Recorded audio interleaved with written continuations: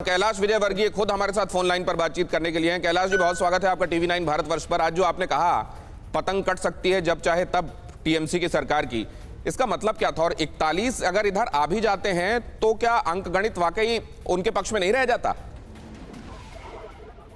देखिए, हम सरकार गिराना नहीं चाहते। सरकार तो कभी भी गिरा सकते हैं, पर हम सरकार गिराना नहीं चाहते। हम चाहते हैं कि 5 साल ममता जी पूरे करें और उसके बाद जनता उनसे हिसाब ले कि उन्होंने इन 10 वर्षों में क्या किया है।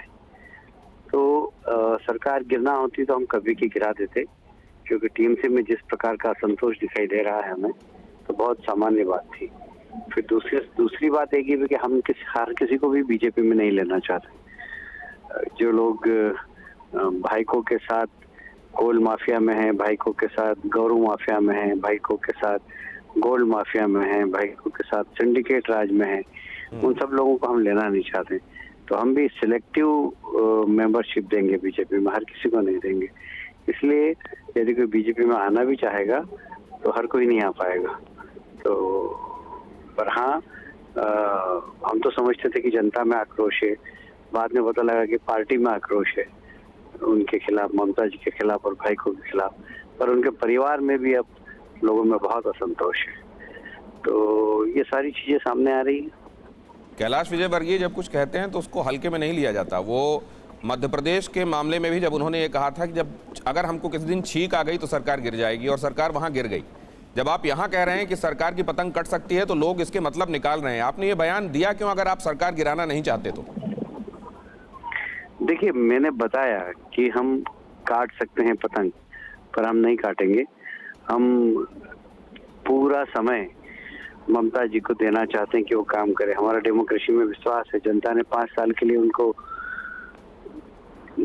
मत दिया है, तो 5 साल तक वो काम करे, और 5 साल बाद हम कहेंगे कि आपने क्या क्या किया, क्या अच्छा किया, क्या बुरा किया। उस आधार पर जनता वोट करेगी।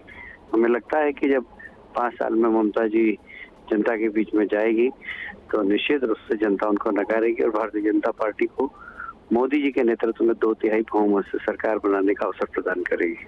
विभाजनकारी बताया है भारतीय जनता पार्टी को, और कहा है कि इस विभाजनकारी ताकत से लड़ने के लिए बाकी भी साथ में आ जाएं। वाम दलों को और कांग्रेस को भी आमंत्रित किया गया है साथ आने के लिए। देखिए, अब जमीन उनकी किसक, वो सोच रहे हैं कि अपनी जमीन बचाने के लिए कांग्रेस को भी साथ में ले लो, सीपीएम को भी साथ में लो, उनको बुलाया। बाकी अब कांग्रेस भी जानती है कि सीपीएम अब बची, कांग्रेस अब बची और टीएमसी अब बची नहीं। तो अधीर जी ने भी कह दिया कि भाई आप कांग्रेस में आ जाओ, टीएमसी को आप कांग्रेस में सम्मिलित कर लो, हम कोई टीएमसी एमसी में नहीं आएंगे। तो हम टीएमसी का समर्थन भी नहीं करेंगे। उन्होंने भी नकार दिया। अब डूबते हुए सब जहाज में कौन बैठता है? तो जहाज डूब रहा है ममता जी का।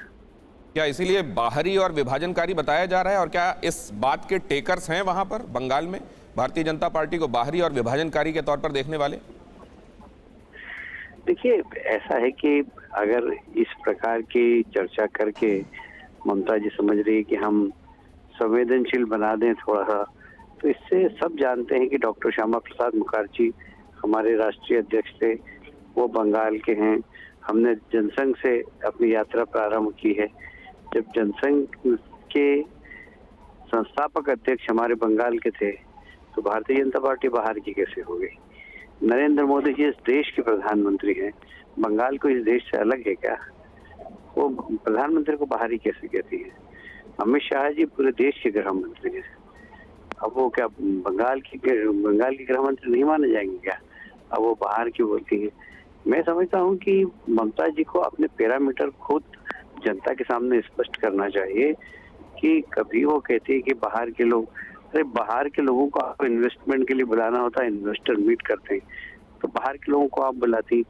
आपको प्रधानमंत्री का सपना आ रहा था बीच में, तो आपने देश भर के विरोधी दल के नेताओं को बुलाया, वो बाहर के नहीं थे। वो सपना टूट गया तो अब प्रधानमंत्री जी मोदी जी उनको बाहर के लगने लगे, मोदी जी अमित शाह जी उनको बाहर के लगने लगे, भारतीय जनता पार्टी उनको बाहर की लगने लगी। मैं समझता हूँ जनता इन बातों का जवाब दे देगी विधानसभा चुनाव में। कैलाश जी, उस तरफ से दावा ये किया जा रहा है कि वो तो हमारे विधायकों के बारे में कह रहे हैं, हम तो 6-7 सांसद भारतीय जनता पार्टी के लाने वाले हैं, मई तक आ भी जाएंगे। खाद्य आपूर्ति मंत्री ने दावा किया है। खाद्य आपूर्ति मंत्री ने पहले मेरे पास खबर भेजी थी कि मैं भी आना चाहता हूँ, बशर्ते कि मेरे जितने भी पाप हैं, जो मेरे उनको तो निश्चित रूप में जेल 2 रुपए किलो का भेजा था निःशुल्क लोगों को। करीब ये इस आदमी ने, जो खाद्य मंत्री हैं, इन्होंने ट्रकों से बेच दिया उसको और उनके प्रूफ हमारे पास आ गए। ये तो जेल जाएंगे, जनता पार्टी में थोड़ी रहेंगे, तो ये टीएमसी में थोड़ी रहेंगे अब जेल। इसलिए उनके पास अप्रोच की। अब बैठे बैठे वहां पर ख्याली पका रहे हैं कि 6 सांसद उनके पास आ जाएंगे। कैलाश जी बस एक मिनट रुकिए, आपकी कही हुई ये बहुत बड़ी बात है, ये बहुत बड़ी खबर। एक बार मैं दोहरा दूं टीवी 9 के दर्शकों के लिए। कैलाश विजयवर्गीय टीवी 9 भारतवर्ष पर यह दावा करते हुए कि जिस खाद्य आपूर्ति मंत्री ने पश्चिम बंगाल में यह दावा किया है कि 6 से 7 सांसद भारतीय जनता पार्टी के हमारे साथ संपर्क में हैं और मई में वो टीएमसी में आ भी जाएंगे, उनके संदर्भ में कैलाश विजयवर्गीय कह रहे हैं कि वो तो भारतीय जनता पार्टी में आना चाहते थे, लेकिन उन्होंने कोविड के समय और अम्फान के समय जो सहायता के लिए लोगों की वहां पर अनाज भेजा गया था, उसमें इतना बड़ा गड़बड़ घोटाला किया कि उनको किसी पार्टी में तो ला नहीं सकते, उनकी जगह तो जेल में होनी चाहिए। और कैलाश विजयवर्गीय ने इसीलिए भारतीय जनता पार्टी में उनके आने की इच्छा को वहीं पर ना कह दिया। ये बहुत बड़ी खबर कैलाश विजयवर्गीय कह रहे हैं। लेकिन कैलाश जी फिर ये दावा क्यों है? क्या ये दावों का, ये हवाई दावों का भी मौसम है क्या? देखिए, वो हम तो अभी एक एक करके लाएंगे और बताएंगे कि देखो ये हमने कहा था और ये इनको लेकर आ रहे हैं, ये हमने कहा था और हम लेके आ रहे हैं। ये एक आध तो बताएं कोई खिला रहे हैं किसी को। मैंने तो पहले ही कहा था कि ये हमारे पंचायत के लोगों को बोले ज्वाइन करा के और 400 टीएमसी के कार्यकर्ताओं को खड़ा कर देते थे और कहते थे कि देखिए ज्वाइनिंग हो रही है हमारे यहाँ। उनके ज्वाइनिंग क्या होती है मैं बताऊंगा आपको, अभी आपने ज्वाइनिंग देखी नहीं है। और अब मैं फिर कह रहा हूँ ज्वाइनिंग क्या होती है मैं बताऊंगा बंगाल के अंदर ममता जी को और उनकी पार्टी को, कि किस प्रकार लोग आपकी पार्टी को छोड़कर हमारे यहाँ थे। तो ये ज्वाइनिंग कब तक हो रही है कैलाश जी? आज मकर संक्रांति भी हो गई।